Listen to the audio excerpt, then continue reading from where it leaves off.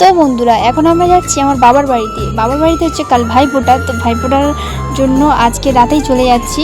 তো যাই হোক মানে ভাইফোঁটার আগের দিন রাতেই চলে এসেছি বাবার বাড়িতে।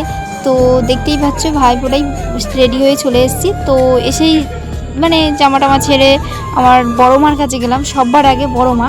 তো যার জন্যে আসা, তো বড় মা হচ্ছে এটা আমার মা না, এটা সবার মা, এই ফ্যামিলির সবার মা, এটা সবারই মা, ফ্যামিলির না এটা সবারই মা। তো আমাদের ফ্যামিলিতে ঠাকুর ওঠে, সবাই মিলে তোলে ঠাকুর। তো দেখতেই পাচ্ছ গাইস আমার মানে দাদাকে ফোঁটা দিচ্ছি, ভাই ফোঁটা। দাদা ফোঁটা হচ্ছে এখানটায়, দিদি দিয়ে দিয়েছে আগে। আমার দুটো ভাইও আছে মানে কাকার ছেলে, তাদেরও ফোঁটা দেবো, দাদার পরে ফোঁটাটা দেবো। তো ওই ভিডিওটা আর দেখালাম না। তো যাই হোক আমার বাবা মুরগি খাচ্ছে, সেই ভিডিওটাই দিয়েছিল। তো এই মুরগিটা খাচ্ছে, এটা হচ্ছে অনেক বড় মুরগি। এখানটায় ফোনে এরকম লাগছে চর্বি হয়েছে ভালো। তো মুরগিটা 7 কিলোর ওজন। তো এটা ক্যালবেট মুরগি, যেহেতু এটা 7 কিলোর ওজন।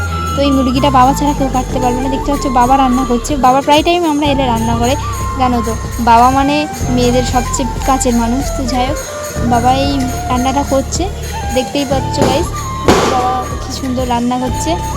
আবার চলে এলাম ছাদে, দাদার সন্ধ্যাবেলা দাদাদের ছাদে বাজি ফাটানো হচ্ছে, খুব মজা করছি। তো কারা কারা বাপের বাড়ি গিয়ে এরকম মজা করছে অবশ্যই কমেন্ট করে জানাবে। তো দেখতেই পাচ্ছ গাইস কত সুন্দর।